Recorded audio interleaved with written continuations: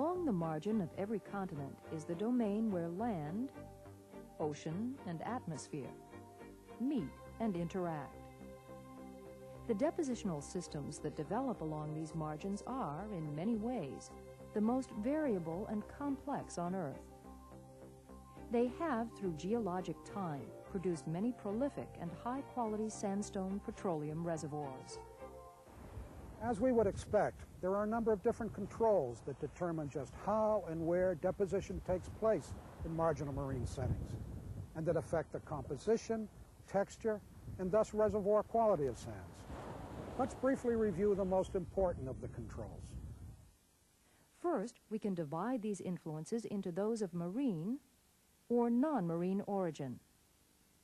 In the non-marine realm, climate can exert significant controls. For example, in tropical and temperate climates, the discharge of rivers into marginal marine settings tends to be high and steady. Sediment loads are high, and stable meandering channels are formed that produce shoestring-type bodies of fine to medium-grain sand. In contrast, water discharge tends to be erratic in desert and Arctic climates, producing braided streams that form sheet-like deposits of coarse, poorly sorted sand and gravel. Tectonic factors can also play an important role by influencing such parameters as depositional slope and the rate of uplift or subsidence along coasts. Where drainage divides are close to the coastline, slopes are relatively steep and large rivers are often absent. Thus, sediment influx rates can be lower and grain size coarser than along low-relief coastal plains such as this. Here, major river systems with large drainage basins are more likely to exist and keep sediment influx high. This encourages maximal development and progradation of marginal marine depot systems. Now let's examine the major controls that take place in the marine environment: tidal currents, waves, and longshore currents. Tides occurring once or twice daily create currents that sweep back and forth along the sea bottom in a direction parallel to bathymetric contours, and thus approximately parallel to the coastline, as shown here by the direction of net sand transport from tidal currents in the southern North Sea. These tidal currents can be a significant depositional force, actively dispersing sediment from the coastline to depths of 100 meters. Tidal range, and thus the energy of these tidal currents, varies greatly, depending on the shape, orientation, width, and bathymetry of a shelf. Waves, meanwhile, are continuous, high-energy forces that are capable of moving large amounts of coarse sediment. Most waves begin as wind-generated swells that often travel thousands of kilometers before striking land. As they approach the shoreline, waves contact the shallowing sea bottom at a depth of about 1/2 the wavelength and begin to steepen and curl due to friction. The point at which this friction begins is the point at which waves begin to move sediment. Curling waves collapse to form breakers in the surf zone. Here, the coarser sediment fraction is moved back and forth so that almost all fine material is winnowed out. Thus, the overall energy available for sediment transport increases shoreward when waves are a dominant influence. If the sediment available for transport is composed of a range of grain sizes, these will tend to be distributed in a fairly systematic shoreward coarsening progression. In addition to energy created by the waves themselves, wave action creates two basic types of nearshore currents: a system of shore-parallel longshore currents and a seaward-directed system of rip currents. When waves approach a shore obliquely, a system of larger-scale, unidirectional longshore currents is developed. We'll see in our discussion of deltas and barrier islands how the relative influence of waves and tides, along with the interaction of river currents, can affect the morphology and sedimentology of coastal deposits. There's not time in our program to examine all the depositional features of the marginal marine environment. Instead, we'll be concentrating on the two depositional systems whose preserved remains have consistently served as important petroleum reservoirs: the Barrier Island system and the Delta system. Let's begin with deltas. Starting at the origin of sediment, if we follow a stream into a sediment-charged river that becomes still a greater river carrying vast quantities of sand and mud, we find that where it meets the ocean, it spreads out this material in a large, complex sedimentary apron, the delta. To the petroleum geologist, deltas are one of the most important non-carbonate depositional environments.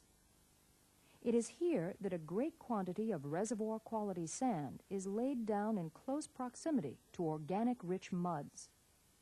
We've produced significant amounts of hydrocarbons from deltaic rocks, rocks that range in age from the early Paleozoic to the Tertiary. Of particular significance, however, is the oil and gas production accounted in deltaic rocks of middle to upper Tertiary age. This production is often found in basins that have continued as sites of deltaic deposition, right up to the present time, like the Mississippi Delta of the U.S. Gulf Coast, the Niger Delta of West Africa, the Mackenzie Delta of the Canadian Arctic, and the Mahakam Delta of Indonesia. Let's now look at the basic overall setting of a delta. Sediment is gathered from many river branches in the drainage basin, transported through a major alluvial valley to the river's mouth, where sediment is released by a network of distributary channels comprising the delta plain. It is here in the receiving basin where the bulk of sediment is stored. Deposition in these deltaic systems can be remarkably fast, faster than any other depositional environment on Earth. For example, a sequence such as this could have been laid down in less than 1,000 years. Certain patterns of sand distribution characterize almost all deltas. To understand these patterns, we first need to see how the relative influences of river and marine forces determine the overall morphology and sediment distribution of deltas. Then next, we must look at the specific sub-environments of a delta and how they evolve. Here we see Galloway's classification of modern deltas based on the relative intensities of fluvial discharge, wave forces, and tidal currents. River-dominated deltas, as typified by the Mississippi Delta of the U.S. Gulf Coast, have a typical bird's foot shape. Distributary channels tend to be long and straight, and shorelines are irregular. These deltas have a higher percentage of silts and clays. Sand bodies tend to be discontinuous, oriented at high angles to the shoreline trend, and are generally poorly sorted. Wave-dominated deltas are typified by the São Francisco Delta of Brazil. These deltas produce generally arcuate shorelines with abundant, clean, well-sorted sands in the form of sand sheets or shoals, oriented parallel to the shoreline. Tidal-dominated deltas are represented by the Gulf of Papua Delta. These deltas typically produce abundant sand-filled channels on the delta plain and elongate linear tidal sand ridges offshore, oriented parallel to tidal flow. The value of a ternary diagram such as this is that we can easily see the relative influence of river, waves, and tides on any delta included in the classification.